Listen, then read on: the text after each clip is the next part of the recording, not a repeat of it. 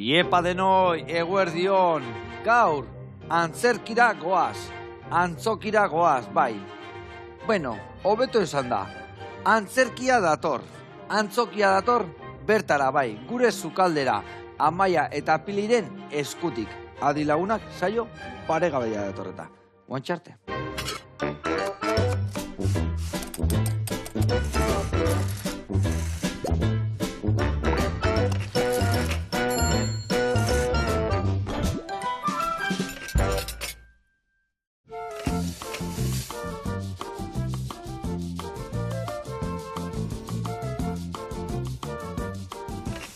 Kaixo lagunak eguerdion, eta hau Amaia eta hau Pili, ongi etorri, zer moduz? Apa, ondo. Ondo, oso ondo, zukaldatzeko presetorri altzeate. Super. Ze, ondo pasatuko deun. Bueno, goaz antzetik taldeko bikide etorri zate, baina desinte gehiago zate bertan ez da? Bai.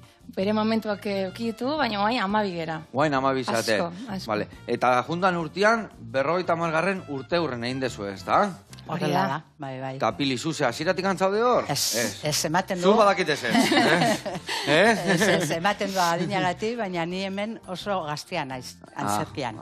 Bale, antzerkian, oso ondo. Ba, 4 urte horrela bat. 4 urte zoaz, oso ondo. Eta ikusten duten bezala, 12 zate, baina edade askotako jendia zaudete bertan ez da? Bai, bueno, orokorrean, egongea 2-3 pertsonan ere ainekoa edo, gazte-gaztiak. Orain, sartu da jende gehiago, tarteko, baina batez ere gaztiak. Gaztiak, zate. Gugera gaztienak 24 urtekin da zarranak 70 ditu. Katxila, amaiketako eta errak izango dira horrez da, bakoitza bere kontu ginda.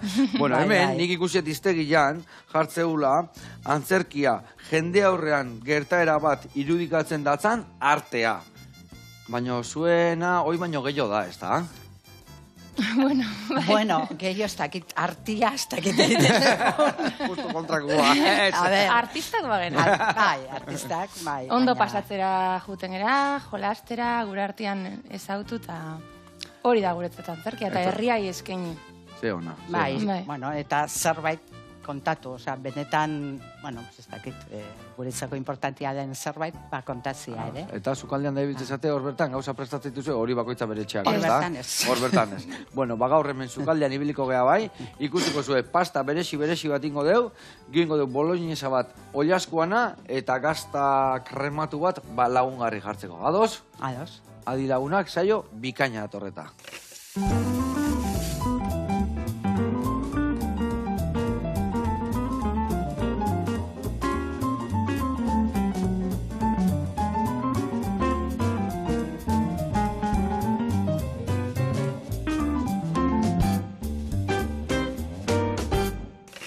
Bueno, lagunak eta bikote garatuko izuet, pasta beresi hau iteko nondik noa ibili bidarkean, bale? Espaltzeak deitzen da, pasta beresi hau, eta ikusiko zuen bezala nola da nahin beresia, bol baten sartuko ditut bi arrautza, botako etirina, botako jotgatza pixkat, eta ura, eta dena nastu ingo dugu. Eta geldituko da masatxo bat, baina nahiko fina.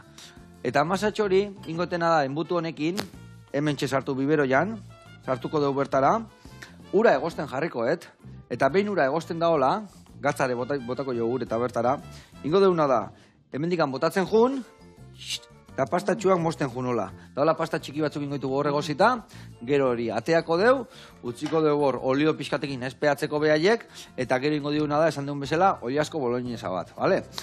Oilasko boloinesa iteko, ingo deuna da, bai tipulina, bai apilua, azenaiua, eta baratzurila, dana lauki txikitanin, ondo goxatu, behin ondo goxatuta da honian, tomatiare bai bertara raiatuta botako deu, goxatzen jarraituko deu eukitzen, eta gero ingo deuna da oilaskua, txiki labanakin, lauki txikitan, bertara bota, lau buelta eman, eta bukatzeko oregano pixka botako dio. Eta hoi izango ba, pastan lagungarria. Eta hoi gutxi balitz, ingo deu gazta krematu bate bai, ingo deuna da, hemen dakat ardo zurila, esnia, gazta krematua, eta gazta fundamentuak inola zuntz bitezak, hau da parmesanua zehazki italiarra. Ingo deuna da, idia salbat eukiko bagen nola zenduare bai, oso ondo jungo zitzaion, Ingo deuna da, ardua bota sartaira, murrizten utzi, esnia bota, utzi pixka gehiago murrizten, eta geho gazta krematua botako deu, krematzeko hoi guztia, eta gero la sustantzia eta gatzan puntua eta emateko, raiatuta botako deu parmesanua, eta hoi krematuko deu, eta gero platera eratzeko garaian, ingo deuna da, gazta azpin jarri, pasta pixkat, boloñesa, eta hor dakaten beste gazta pusketa, gainetik raiatuta botatzeko ere bai. Ados? Ados, vale. Bertxua bota deu, eta guain nini biarreu, ezta? Bueno, debatik etorri zeate, ezta? Bai. Deban, esan dezue, lehenko urtean, 50 urte inditula, ja, goaz, antzerki taldiak. Eta kontatu pixka, nola hasi izan guztia? Bueno, 50 urte, 74an hasi izan hau. 74an, bale? Bai. 51 urten. Hori da. Vale. Momentuan gazte elkarteak sortu zuen, sortze zituen ekimen asko euskeran alde, eta pentsatu zuten gaztietan eragiteko adibide hon bat zala antzerkia. Eta hoxe, antzerkian zuzendari bat bilatu zuten, Lukas Dorronsoro, eta gero gazte talde batek holaxe sortu zen. Dana debarkuak, zate, debatarrak danak. Bai. Oain bai. Egon da denetik, kanpotikan ere etorri izan da jendia, baina bai. Bai, oza, aldameneko horrietatik, egon dia batzutan, baina orain, justo orain. Guantxe amabila zaudetenak, amabila bertakoa zeate. Bale, antzerkitan, pentsatzen eta inbeste urtean, antzeslan mordo bat ingo zen dituztela, ez da? Ez dakit nola kudeatzen dezuen, o lehenoko antzeslanak iten dituzue, urtero antzeslan berrien bat iten dezue, nola da zuen lan eiteko modua? Bueno, hasi zian eta hasi zan pizkat, antzerkia matarrak, normalian orduan egiten zan antzerki mota, eta zan antzerki klasikoa. Esateko, testo bat hartu, banatu, eta antzestu. Atresoa ere zan dana jartzen zan, eta horrela. Gaur egun, asko aldatu dira gauzak, antzerkian, eta egun momentoetan egiten dugu antzerkia da, gure artian egiten dugu dana. Improvisazioaren bitartez, hortik ateratzen dugu testoa, idazten dugu testoa, eta gero hori antzestu egiten dugu. Eta atresoa ere oso diferentia da. Zuek kudeatzen dezue dana. Zuen artian. Momentontan bai. Bakoitzak bere eginkizunak, edo banatzen dizue, o danon artian egiten dezue dana pixka. Bai, igual baten bat argietan dago zentrauta, eta bere aportia taldeari argietan da. Gero, guk ere hori pixka errebindikatzen dugu, antzerkia ez dara bakarriko holtza gainekoa, 1000 gauza daudela egiteko, orduan, herriko idazliei ere laguntza eskatzen diagu. Herrian pilo artista daude, artista plastikoak, orduan, hori, danon arteko zeo zen. Bikain, eta antzerki berriak iten dituzue urtero 2-3 antzerki berri, o bat dakazue arrata horrekin pare bat urte mantentzen zeate, edo nola kudeatzen zuen? Sobre la marcha. Sobre la marcha. Baina bai, normalian, adibidez urte batzutan bai izan da ikastaro bukaerako zehose, orduan urtero bat. Urtero bat, bai. Baina baina adibidez, azkena ingenuna 2023an ingenun, eta orduntikan hori iten gabiltza. Bale. Zertan datza, ze antzerki mota da, ze topatuko dugu antzerki guantxe plazaratzen dezuen antzerki hortan? Deitzen da lotura basatiak. Eta ama alaban arteko harremanan ingurukoa. Orduan, daneti dago pixkat.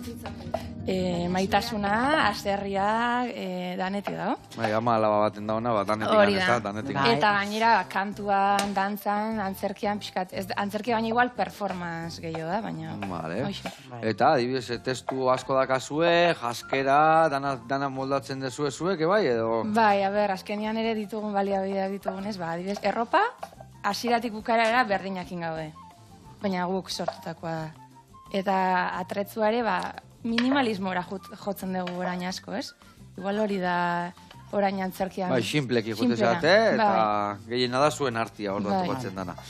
Zenbat irauten dute antzeslan hauek? Nundik noa, nun plazaratzen dituzue? A ber, iraundu, 40 minutu? Bai, 40 minutukoa. 40 minutu. Eta plazaratu, herrian normalian. Aldegun toki guztietan. Deitzen bai gute superondo, zaila da.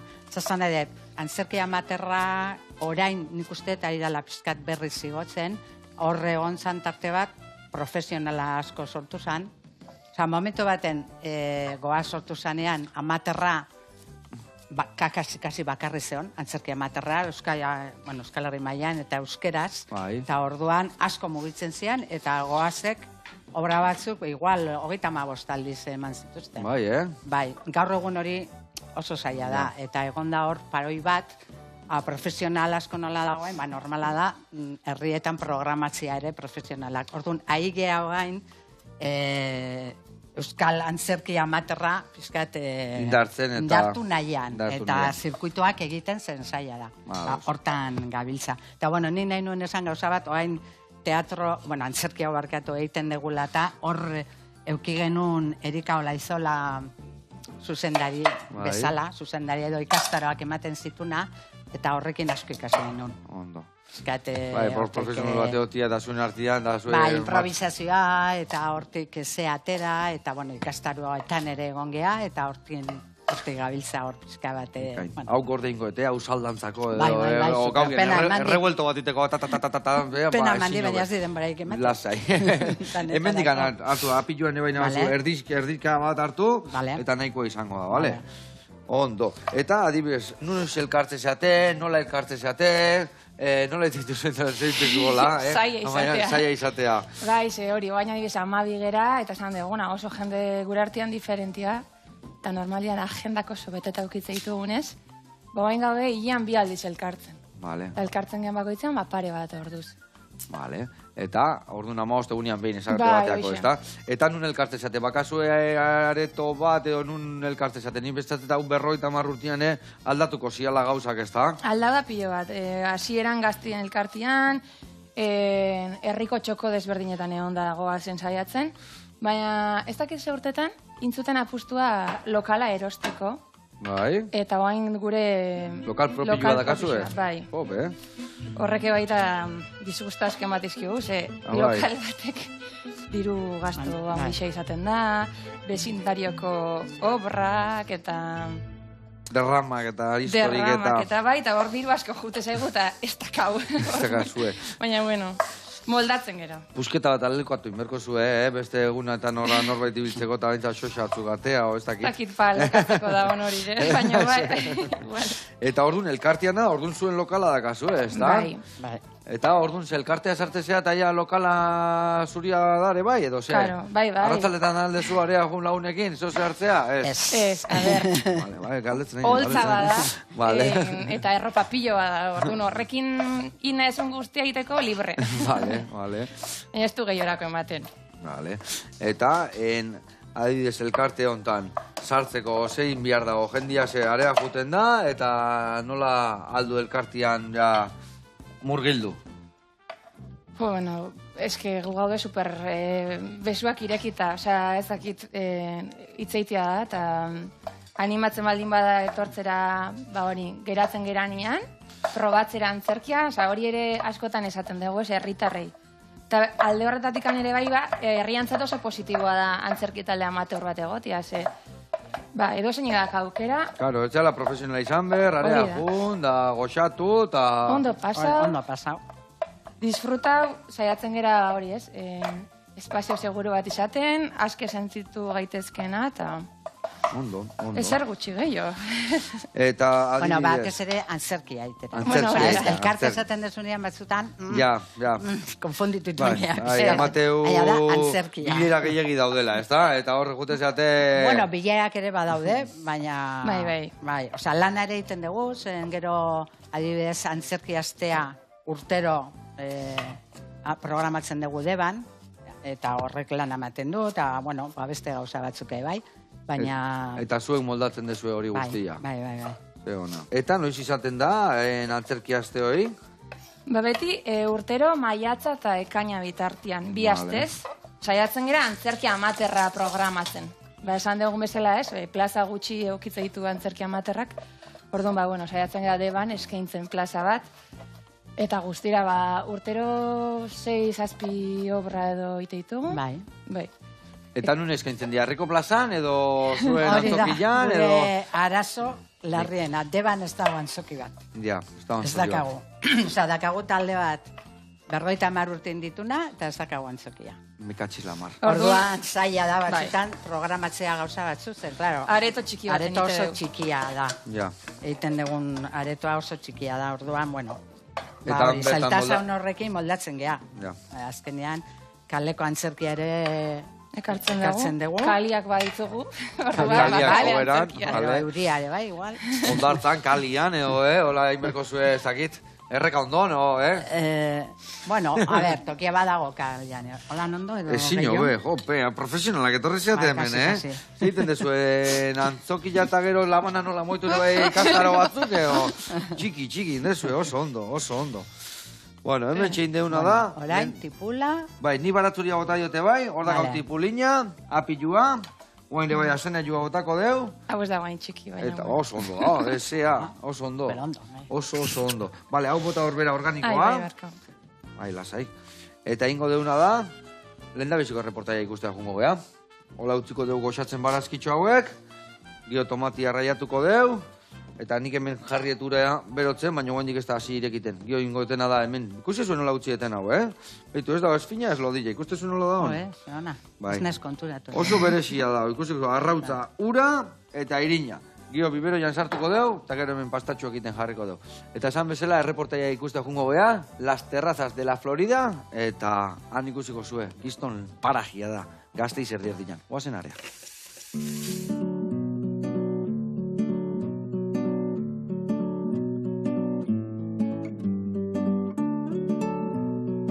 Eguerdion, ni Idoia naiz, gaur Gasteizen gaude eta aurkeztuko dizuet Las Terrazas de la Florida.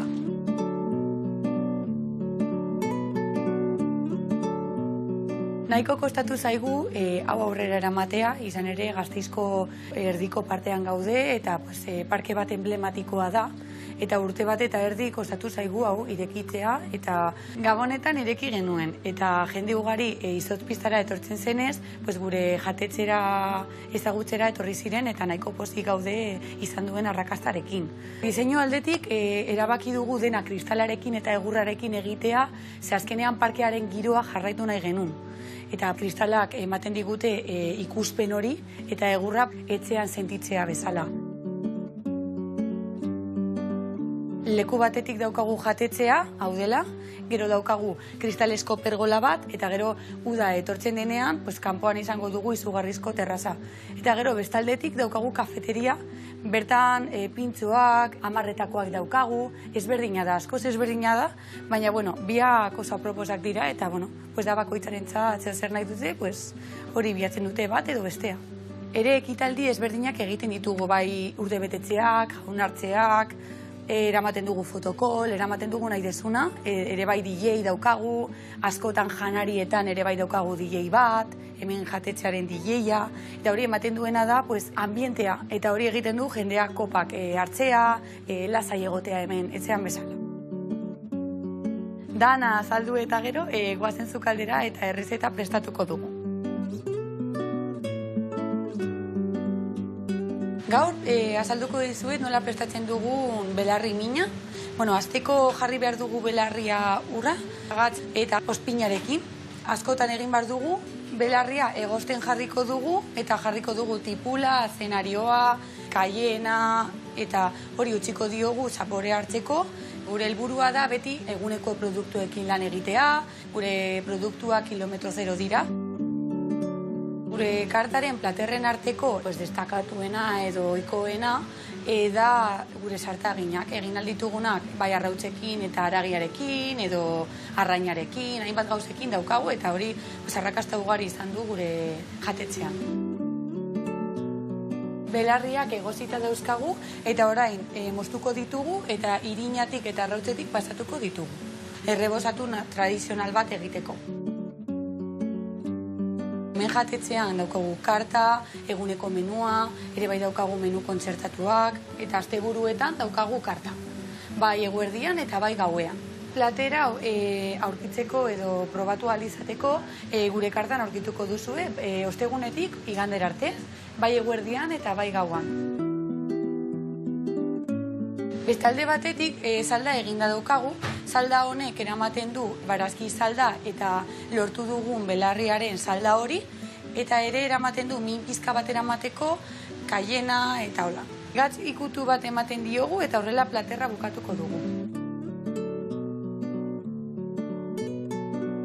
Hemen gaude ja gure belarriarekin bukatuta, eta gonbidetzen dizuegu nahi duzunean Las Terrazas en la Floridaseko jatetxera, etortzera probatzeko.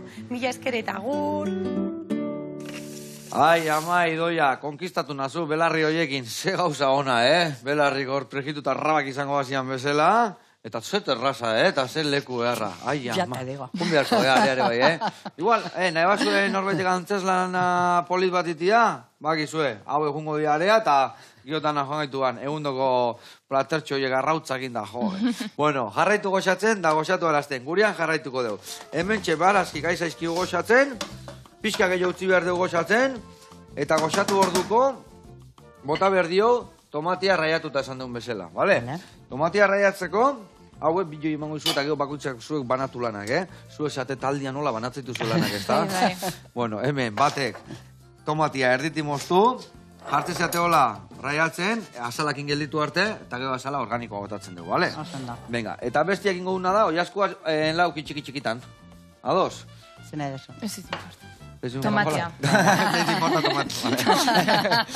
Bularrak batekin igual nahiko esango apili, bale? Bale. Batin eta... Txiki-txikiak. Bai, txiki-txikin, aldezun txikiena, lehen da bizitiratxo gatea, eta geho txikitzen jun. Hemen tapa jarri jo irekiten hasteko, ni pasta iten jarriko naiz, eta jarraitu berde un mingaina ematen bai, Bueno, esan dugu, bai, danetik tokatzen zaizuela itia, idatziak eta hor prestatzizkizuela bai herriko batzu, bestia, baina nola moldatzen zate zehazki zuen lanak, ez dakit, zuk gehiago iten desun edo zuk erropak eta estilok edo bestiak antzes lana moldatu, ez dakit giro bereziak prestatu, ez dakit nola moldatzen zehaten. Bueno, haintxe berdan adibidez, bik dakate zuzendari rola edo, klasia dinamizatzen duten. Vale. Ni diru zaina naiz, berez, taldeko diru zaina, hori jartzeu. Eta zuzendarinean ere bai? O beste bidea? Beste bidea. Vale. Gu ensaioetara goaz, agindua jarraitze ditugu, eta goxatzea. Bai, hori da. Ondo pasa. Baina gero, atzeko lanetan, ni adibez diru zaina naiz, eta gero, antzerki hastia programatzeko, eta bakudeak eta lanetan, korreuak bidali, beste talde batzukin telefono zitzein, eta gauza horiek. Vale, eta zemurti joa, ondo diguaz? Bai, ondo, bueno. Esko baingo obrakin, diru aspirazio. Bai, dirutza. Kriston esito. Bai, eta obrak ze, ordaindu itegu, jendia, juteko zuek ordaindu berde, o musutru jute esate lekuta, edo ze? Ordaindu berda, zerbait ez da? Gure katxeta oso txikixe, zaten da... Askotan txikisegia. Txikisegia, ez da? Gutxi eskatzen dugu. Guztit, gastutarako, bidaia, hola. Bai, gero afari baterako. Afari bat egiteko, eta lista. Garrantzitsua. Eta lokaleko gastuentzako. Bale, eta Pili, zein dia zurekin beharrak? A ber, Pili, zeiten dezuzu, bertan? A ber, bertan, agintzen diatena, batez ere. Ez, a ber, egia da, bi gauza bezala daude, bata da, goaz gauzak antolatzen, eta hor lana daude, eta orduan hor banatzen ditugu. Ez, a ber, honek dirua beti, baina gero bestiok, ozen momentu enten zein behar da, hau behar da, nik egiten dut, bestia egiten dut, horrela egiten dugu. Eta gero, ja, antzerkia edo obra prestatzen ari geanean, hor danon artean egiten dugu dana. Horkuntza prozesua dagoenean, danak moldatzen zate. Bueno, moldatzen geha batak esaten dugu gauza bat, bestia esaten dugu, musikanik ekarriko dut, baina da taldeko lana, ez da horri, bakoitzia. Ona. Gaina hori da kaearrari bai, ez da, taldare lanien ibiltzia, eta bakoitzak bestian errespetatzia, eta dena guztu ibiltzia, ez da? Bai, dana ondo. Ondo. Bueno, ez geha oso exigentiak, ez da, norberak emate gualduana, eta jazta. Ongo zeate horra, honek ez du ezerriten da, beste ez. Ez. Hain argi dakagu dala voluntarioa eta... Eta bakoitzak alduna, aportatu alduna, eta ondo pasatzeko zerbait dala, ez da? Bai. Ondo. Bueno, eta baldakazu eskuartian adibidez beste antzerlan bat esan dezu ja 2023an berdinakin zabestela, badaude bi zuzendari horiek beste zehozerrekin eskuartian? Bai, intentzioa bada. Diru eskatu izue hori prestatzeko? Ez, bale. Dena voluntario, abren dana voluntario. Ez, oain adibidez, gaia aukeratu dugu, pentsau dugu gure artian, eta sekretua da, ze... Bale. Erabakiegu ez dugula izango. Piskat bota zerbait, ez? Primisian hemen. Bueno, gure herriko, segurauenik, debabak ezu, kostako herri bada, beti beraneo asko jasan du, edo. Eta jasan nahi du, eta jasango du, bai. Eta, hori, etxe bizitzak, horrek zera egindakan etxe bizitzan, gaztia gabiltzala ezin emantzipauta, eta olakoak, bakigu nola dauden alkilerrak. Eta, bueno, pixkat hori dana, jasoko dugu. Bueno. Eta hori eta askoz gehiago. Claro, porque hori da lehenengo ideia, hortik. Hori da. Gero bukaera arte, gauzak Bere aldatzen transformazioak egingo ditu, ez da? Eta guten dia aldatzen, ulertzen, orduan. Beitu ze gauza bitxi egingo deuen hemen, Hala. Ikusi zuen nola botaten pastatxuak? Bai. Eta guain hau, ñokiak bezala. Botatzituzu, bera eroitzen dira, eta azalea etortzen dianian, ja egosita daude. Ikusiko zuen, ze xelebriak dian.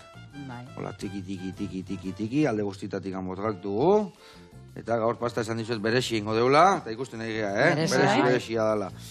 Bueno, eta zuek adibidez nola sartu zinate taldea? Zerrek deitu zizuen taldea juteko?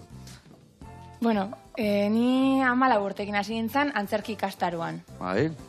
Aixialdiko gaztien ikastaro baten. Eta ibili nintzen 4 urtez, hori, nerabe bezala, nera aixialdian ikastarora juten. Eta ordundik nabil, ez dakit orduan zerrekotzein ziren, ez dakit, nik uste ere disfrutia laguna funtzian da bani ere, atletik. Eta laguna hoia jundia eta zuer galditu zea, o bai? Bai? Kuadriako bi gerau gera, baina beste dana jundia. Me katxila, mar. Eta zu pilik zerre deitu zizun? Beti gustatu izan zaizure bai antzerkia eta olako historik? Oso antzerki zalea izan naiz beti, baina kanpotik, ikusle bezala, beti. Eta, bueno, beti gustora, hola, espresio korporaleko tailerretan egon naiz, eta hola, beti hor baina sekulanez, holtzan. Vale. Eta oain dela 4 urte, edo 3. 3, ez? 3. Oain dela 3 urte, udaletxeak antolatutako ikastaro baten apuntatu nintzen, Erika Olaizola, eta... 5 urte.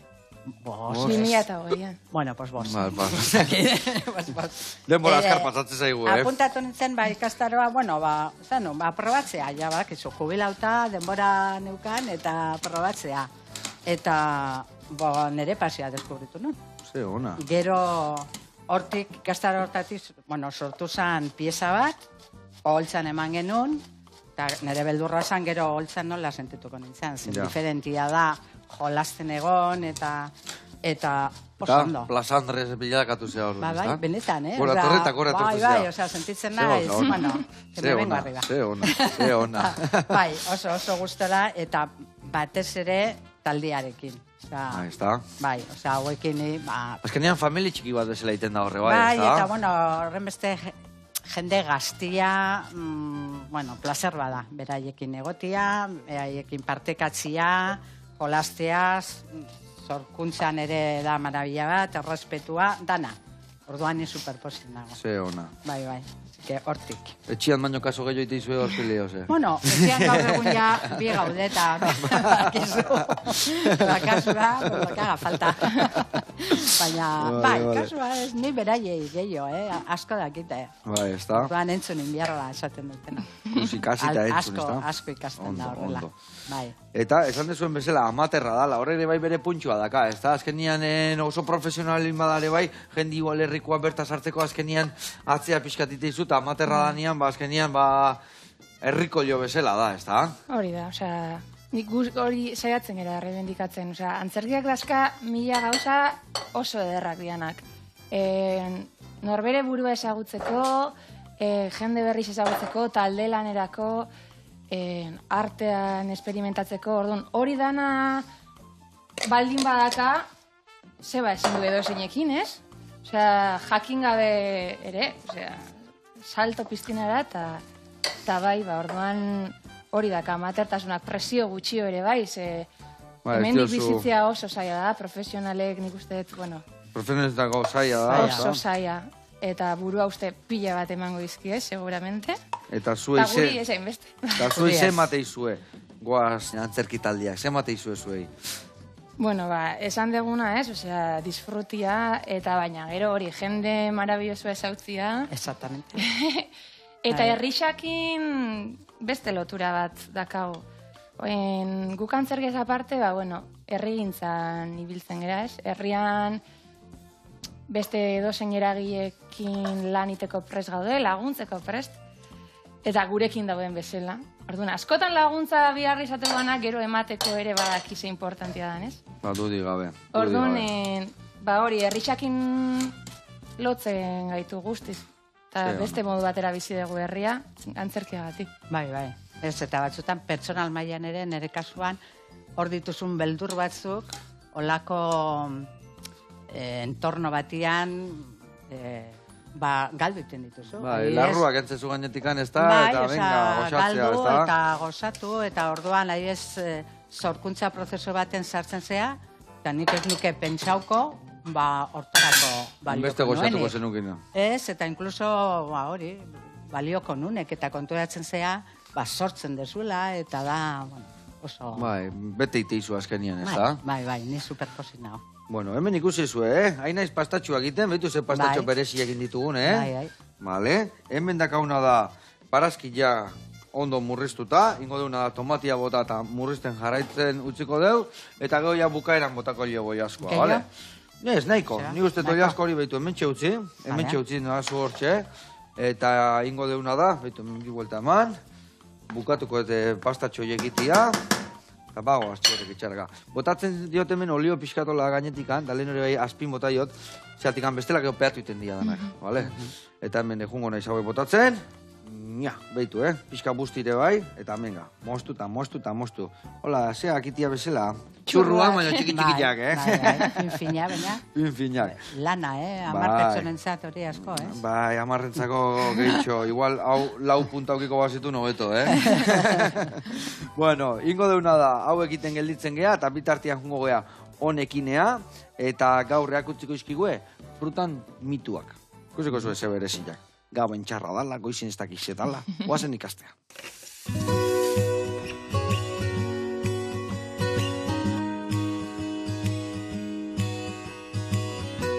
Kaixo Joseba, Naiana, Sonekin Nutrizio Zentroko nutrizionista, eta gaur frutaren mitoei buruz hitz egingo dugu.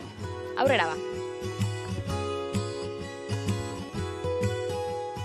Fruta gauez jatea txarra dela askotan entzuten den kontu bat da, baina mito moduan sailkatuko gauen bai estapen bat da. Ez dauko inungo zentzuri, kontutan hartu beharko gauen pertsona bakoitzaren egoera bai estapen hori emuteko, ez da berdin adibidez, adibide bat jartzeko, egunez lan egiten dauen edo gauez lan egiten dauen pertsona baten kasuan, ez? Adibidez, gauez lan egiten dauen pertsona batek egunean zeharlo egiten da. Orduan, lanea egiten dauen bitartean edo gauez esna baldin badau, hor fruta hartzea beretzat interesgarria izango da. Eta beste kasu batzuetan, adibidez, niretzat, ez da txarra gabetan fruta hartzea, edo nik ez dute nabaritu ezer, eta, edo osasuntxu dauen pertsona batek gabez fruta jaten badau eta beretzat txarra espada, zergatik esaten da txarra dela gauez jatea, ez? Gainera hor, mitoa izateaz gain, egia da, jende askok sinesten dauela, badago esaldi bat, gazteleraz esaten dana, meloiaren kasuan, goizez urrea dala, eguerditan zilarra eta gauetan hil egiten dauela, ez? Orduan hori gazteleraz esaten da, baina hori da esaten dan esaldietako bat. Orduan ikusi beharko genuke bakoitzaren kasua. Gero, beste kasu batzuk badauz, zaten da bienak gizentzen dabiela edo argaltzen dauela gabez fruta jateak. Bere horretan elikagai batek ezin dugu esan gizentzeko edo argaltzeko laguntzen dauela edo boterea daukonik, ez? Orduan, ezin dugu esan fruta jateagatik gizenduko dauela pertsona batek. Horretarako ikusi beharko gauen egunean zehar egiten dauen elikagai guztien kilokalorien emaitza eta egiten dauen ariketa fisikoa eta beste mila faktore gorputz konposaketan eragiten dabienak, ez? Orduan, oso simplea da hori esatea bebai. Eta gero egia da beste kasu askotan erabiltzen dela fruta bakarrik afaritarako eta argaltzeko itxaropenarekin. Eta hori be ez da egokia izango arrazoi horregatik egiten baldin bada behintzat. Egokia izango da kasu batzuetan, baina beste batzuetan agian ez ikusi beharko da nondik egiten dan erabaki hori edo zergatik afaltzen dan hori bakarrik. Adibidez, arrazoia baldin bada, adibidez, baskari bat eukidot edo egunean zehar jandoteen elikagai guztiekin, nik afaritan fruta bakarrik jatean nahi dut, zeoin adibidez, ez dakit mandarina bat afaltzeko gogoa daukot hori ondo sartzen jatelako, izan alda egokia, gogoa daukot eta hori egiten dut. Baina egiten baldin bada beste arrazoi bategatik ez da izango egokia. Zergatik benetan ez talako gure duguna hori, gure duguna ez da fruta afaltzea, gure duguna da fruta afaltzeak eragiten dauen ondorio ez, dala pisu jeitxera bat, adibidez, orduan horretarako haien ez da izango egokia, eta gainera pentsatzen dugu gutxiago afaltzeagatik argaltzea lortuko dugula, eta beste ez da izaten olan beti, ez? Osa, badauz beste faktore batzuk horretan eragiten da binak, orduan hori gure ustez behintzat esan izango aukera egoki bat. Eta kuriosoa da, ze batzuetan, gertatzen dana da, adibidez, pizza afaltzea ez dugula inoiz kuestionatzen. Baina arratsaldeko 6etatik aurrera fruta hartzea edo afaritan postre moduan fruta hartzea hori bai kuestionatzen dugula txarra izango balitz moduan. Eta platanoa txarra da, baina pizza bat ez? Honekin ez dut esan nahi pizza afaltzea txarra danik, Baina hori, askotan kuestionatzen ditugula olako gauzak eta fruta oso likagai osasungarria danean. Orokorrean, gomendatzen dana da egunean gutxienez 3 fruta errazio hartzea. Eta fruta errazio zer gehitzen jako bat, adibidez. Fruta unitate bat, ez? Sagarraren kasuan, sagar bat izango litzateke errazio bat, platanoaren kasuan platanoa, kiwian kasuan tamainaren arabera, ez? Izan daitezke 2 edo bat, 2 mandarina.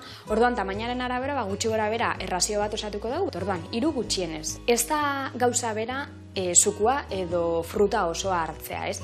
Fruta osoa hartzen dugunean eta fruta osoarekin sukua egiten dugunean kentzen dutzaguna dela zuntza. Eta zuntzak zertan laguntzen dau? Horrek laguntzen dau frutaren edo fruktosaren xurgapen abiaduran. Zuntzak egiten dagoena da frutaren azukrea askoz motelago pasatzea gure odolera. Eta sukuan hartzen baldin badugu, sukuan gertatzen dana da oso azkar pasatzen dela sukuaren azukre hori gure odolera. Eta zer esanik ez, sukua komertziala baldin bada eta azukre gehitua baldin badauka, ez? Baina, suku naturaletan begertatzen da. Orduan, ez da gomendatzen egunero edo eguneko errazio bat izango balitz moduan, suku errazio bat hartzea. Bueno, Joseba, espero dut frutaren inguruko azalpen hau interesgarria izatea eta hurrengo baten ere hemen egongo gara, Durangoko Honekin Nutrizioa Zentroan. Beste bat arte... Hau, Panaia, eta mila esker, mito hauek kontatzeagatik, eta egia esan, beti ikasten gaude, ezta? Batzuk, gaur egun gaina hainbeste informazio da gau, ezta? Gauian fruta gargaldu iteula, goizian piko de glukosa, arratzaldian ez da kize, eta azkenian hori. Bakoitza ondo sentatzen diona, eta bazkalduta geho pieza bat jatia frutana beti izango onurako, Eta esan duen bezala, egunean 3 jaten baitugu, hobeto. Eta zukuakin, trampa pixka dela esan du. Nik hor kezka dakat. Zer da hobeto? Fruteik ez jatia, edo sumito bat hartzia. Hori urrengoako kontatu behar, bale? Dudak ingatu nahiz da. Bueno, gurean jarraitu berdeu. Hemen txak hau da, boloñez aiteko betu barazki zeitxuratu ben, tomatia murriztu zaigun, gara usaila da ona, Eta guain hemen hori asko gotako deu, zukaldatu, eta bukaeran, oregano pixatekin, listo dakau. Hemen jungo naizenanik gazta krema prestatzen. Eta zue lagundu berdia zue behitu, pare bago zaiten. Hau ingoten aia hemen utzi. Batekin gouna da olio perexibak, gainetik anola pixkat dotore jartzeko. Hemen botako una da osto batzuk perexilana. Adibidez, hemen dikan hartuko ditut. Gehiagi ez etorri. A ber, honekin nahiko. Hauek hemen utziko ditut. Hemen dikan hartu berdeuna da ostok hartu. Txortenak organikoa bota, eta hemen gatza potolo pixkatekin masatxo bat inbiar da, bale? Eta gero olio pixka botatzen, olio perexila ingo dugu, bale? Eta beste batekin behar duna da, gazta hori raiatu. Gazta raiatuko dugu, gero, botatzen deunean gazta krematzea erresago ingo dalako, eta gero gainetikan botatzeko ere bai behar deulako. Oain fina ingo duzu, bale? Leheno pixka raia, zuzea raiatzen profesionala ordon. Bai, gazta bai. Lasei. Da, zuena, guain ez zuen moldatu, nire mela izkizuen bilanak, batek hemen raiatu gazta hau, eta beste komunea ostok bota, gatza pixka lorila, eta olioa. Ondo. Ondo? Ingo ez raiauko ez. Venga. Zaite raiau, Zaite raiau. Enaiz gazta salia eta. Etzea gazta salia? Horregatik esaten nion. Perexila, ez. Bixak, esan Bueno, gutzako prestatu, haunekin nahiko izango dugu. Vale. Ni usten detori osua raiatzen bazu, betu, kendu jo zuen mendikan alde hau, labanakin, da hola ja errapatzen dezu hortikan, da errexibiliko zea. Eta pentsatzen dut, bueno, esan dezuen bezala, 15 egunean behin itezuela hau ez da zuen, ogei bidea, ez da? Zu ja esan dezu jubilatu zehala. Zin izan da zure ogei bidea? Bili, zertan ibilizea? Ne honaiz elkar argitaletxean, urte askotan. Ona, elkar argitaletxean, ondo. Eta, maketa zaila. Zeite zenun bertan? Maketa zaila lana. Vale. Liburuak. Bueno, diseño grafiko gaur egun, baina... Pentsatzen dut hori ere, zenbat aldatuko zan hasi zinen netik bukaera arte eta guen ganean dana elektronikoki eta ordenadorian da. Pilo bat. Bueno, eta bertan nengola ere aldaketa izugarria izan zen, baina bueno, ikasin behar eta... Ikasin behar da aldaketa heldu eta moldatu, ez da? Bai. Eta zu Amaia zertan zabiltza? Ni orain abil Euskaraldian dinamizatzen. Ze ona. Bai, baina bueno, momentukoa da. Oantxe ikasketak bukatu berri eta oain, bidia bilatzen. Nun baiten elzeoz heldu behar eta hortxe. Bale. Horrek nola moldatzen zea? Esan dezu momentuko lana dela, baina gero azkenian Euskaraldia dator, baina bukatzea eta iaia urrengo urtekoa prestatzen azte, agendia, ez da? Bai, bueno, hori bakoitzan araberakoa, baina, bueno, ni bentsaten naiz ibiliko behintzat gehiago, esan nahi dut. Ni kainera arte ibiliko naiz honekin. Vale. Bueno, eta taldian, hainbeste urte eta geho, 50 urte ibilizeatela aurrea eta atzea, bere momentu onak, momentu kritikoak, danetik egon gozian, ez da, pentsatzen dut, ez da? Bai, gora bera asko egon dia. Egon dia momentuak 23 kidekin, beste batzutan 4 ere izan dia, aserriak ere, karo, normalan bezala, lagun talde danetan bezala. Eta gero, betikoa, jende importantia edo taldea batzen duana falta izan danean ere, utzuniak galta ondisa egiten dio taldeari. Eta adibidez, egon izan da taldea, igual, stand-by baten, gauzak antolatzen, baina antzestu gabe, igual 4 urtez edo. Bai. Baina, bueno. Bai, hori gontzan... Hola, eman, Pili, fuerte. Baina horiek... Gatza botatzen du pixkat, eta honek lagundu iten dio gaina. Eta hau, aurrena masatxuein, da gero jutegia botatzen. Bestela, dantzan jartzen dira eta zaila egitea. Bale. Ez, horrela, egontzan geldiune bat, Lukas Dorronzo zuzendaria zana june intzan. Eta taldeko beste batek hartu zuen, zuzendari lana hori, bueno, baina tamalez handik urte betera hile intzan, kantor batekin. Orduan hor, umezuz bezala galditu zian, ez? Eta hor egontzan, bueno, 4 edo 5 urte, ezer sortu gabe, ezer egin gabe, baina hor jarraitzen zutenek, aurrera eman zuten, antzerki astea jarraitu zuten egiten, bueno, herri gintzan, eta gero ja jende gaztia juntzan sartzen. Bueno, mentxe, ia bukatu deudena, Beitu gazta krema zeitzura, beitu emanazu, pixan da maia. Bale, beitu hau botako deu ia dena, Egarra ingo deu krema hemen, guantxe. Beste pixka raiatu gero gainetik botatzeko. Vale. Eta hori, beitu guen tantatxo botatzen jute geha. Trrrik, eta beste meneito bat. Venga, eta hemen, beitu gazta krema. Ia, listo dakao. Kusi zue, zer simplea dan, Ardo zuria bota txakoli pixkatekin ondo geratzea, eta horrek ite hona da bixigarri pixkat eman. Eta guain, hau ja, urtu zaigula.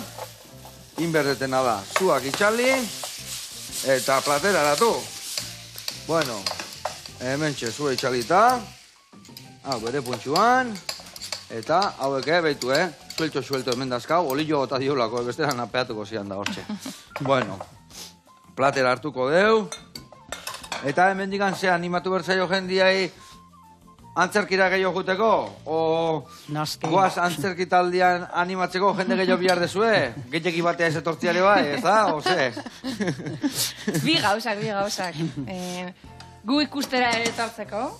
Bai. Bai ditugula emanaldiak eta... Bai, lotura basatiak. Urrengoa Abadiñon, nahi badezu ikusi. Bai, Bai, Abadiñon egongo gea. Eta orokorrean antzerki ikustea juteko, eta antzerki amaterra lortzen dugu jendia ere indartzia eta programazio egotia, eta, bueno, ondo. Bai, hori dana. Bueno, launak, hementxe, behitu, azpin jarri deu, krematxua, bakau dana nastia, etxia malin jata bota, borrea eta dana bolea bota, baina hemen pixkatxukun jarriko deu. Azpin gazta krema, fin-fina, hola, erdilikidua, gio, pasta berezi hori indeuna, bale? Oain hemen, oiasko boloñesa, horrelaxe, eta historia bukatzeko, hemen prestatu dia zuena. Egon pixka dolillo gehiago botako jot, bale? Oso ondo. Hau, honea. Eta gatzare bai, o gaztare bai. Oregano ikutxu botako jo, honei. Vale, oregano pixkat. Gazta mordo bat, fundamentuakin. Eta historia bukatzeko. Hemen bota dio gazta mordoa, zera Monike da hor kamara eta gazta asko uste zio. Eta zeti bota asko. Badakaia. Eta guain, bukatzeko. Horrelaxe. Olio peresilia. Eta hemen, goaz, antzerki taldia esautu deunenian, indeuna da, 100 platera, eta jarraitu goxatzen, eta jarraitu gainontzekoei goxatu arazten. Ados? Eskerrik asko. Eskerrik asko zuei, eta gora zuen herria. Haupa deba, eharra data, poli-polita. Aur launak. Aio. Aio. Aio.